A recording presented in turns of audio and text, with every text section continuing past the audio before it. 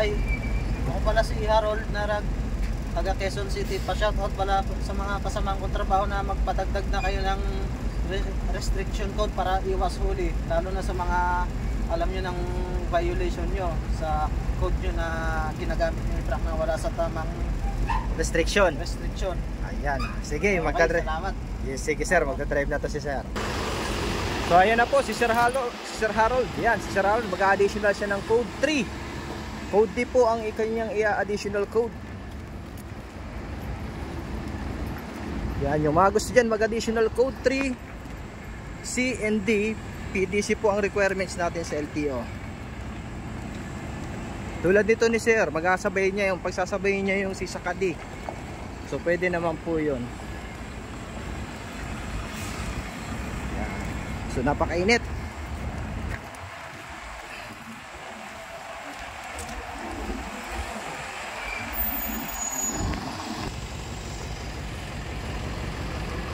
So yung mga gusto dyan mag-additional code 3 at code 8 PM lang po mga sir.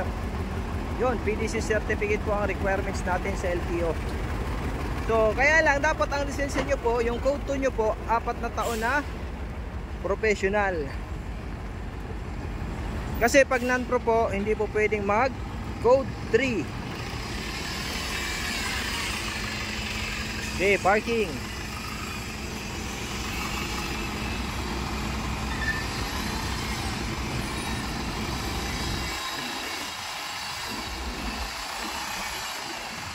Tingnan natin dito sa kabila yung goods. Hop, brake, ayos. Parallel parking naman.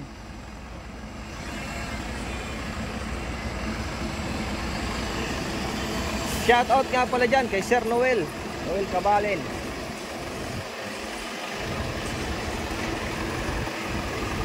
Brake. Yan. Kaliwa, sagad sa kaliwa. Yan. Bawi. Kanan. Yan, tuwid. Okay. Pihit na, kanan, sagad.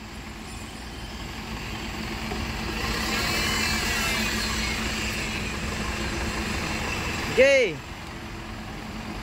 Hop. Bante sa kaliwa.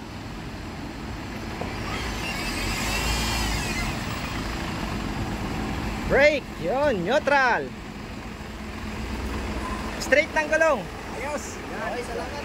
Yan po yung mga gusto nyo mag-additional code 3 at code 8 PM lang po. Maraming salamat po. God bless po sa inyo lahat.